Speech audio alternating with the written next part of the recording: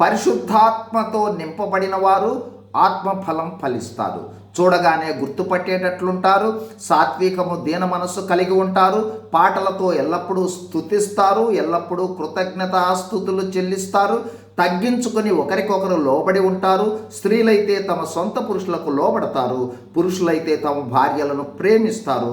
పిల్లలు తమ తల్లిదండ్రులకు విధేయత చూపుతూ సన్మానించేవారుగా ఉంటారు. ఈరోజు ఆత్మపూర్ణులైన తల్లిదండ్రులు ఎలా బాధ్యత వహిస్తారో చూడబోతూ ఉన్నాం. ఎఫెసీ 6:4. తండ్రులారా, మీ పిల్లలకు కోపము రేపక ప్రభు యొక్క శిక్షలోను బోధలోను వారిని పెంచుడి. ఈ వాక్యములో తండ్రులారా అని సంబోధించుటను మనము తల్లిదండ్రులుగా గ్రహించుట అవసరం. పిల్లలు దేవుడు మనకిచ్చు బహుమానం. దేవుడిచ్చు బహుమానాన్ని దేవుని మహిమ కోసం పెంచుట తల్లిదండ్రుల యొక్క బాధ్యత. మన ఇష్టాలకు అనుగుణంగా కాదు. దేవుని మహిమార్థము అంటే దేవుడు మనకిచ్చిన పిల్లలు పరలోక వారసత్వం గలవారిగా ఇచ్చాడు. కావున పరలోక వారసులుగా అంటే ఆ పరలోకములో కూడా ఉన్నత స్థాయిలో ఉండేటట్లుగా పెంచాలి. అలా మనం పెంచాలంటే ముందు మనము ఆత్మపూర్ణులుగా ఉండాలి. ఆ తర్వాత 1, కుటుంబంలో బలిపీఠము అంటే కుటుంబ ప్రార్థన, వాక్య ధ్యానము, ప్రార్థన ప్రాముఖ్యము. వీటిని నేర్పించాలి. అవి కుటుంబ క్రమాలుగా ఉండాలి.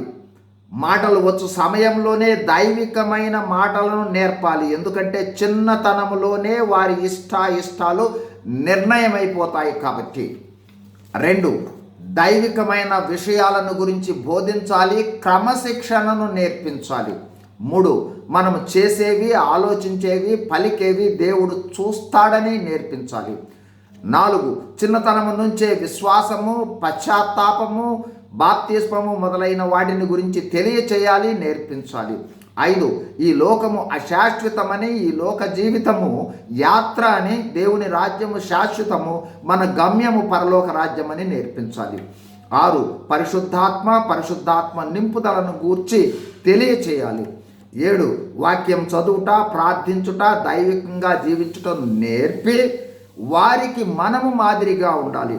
8, ఎడతెగక పిల్లల కోసం మొరపెట్టి వారి ఆత్మీయ వృద్ధి కోసం ప్రయాసపడి రాకడ కొరకు సిద్ధపరచాలి.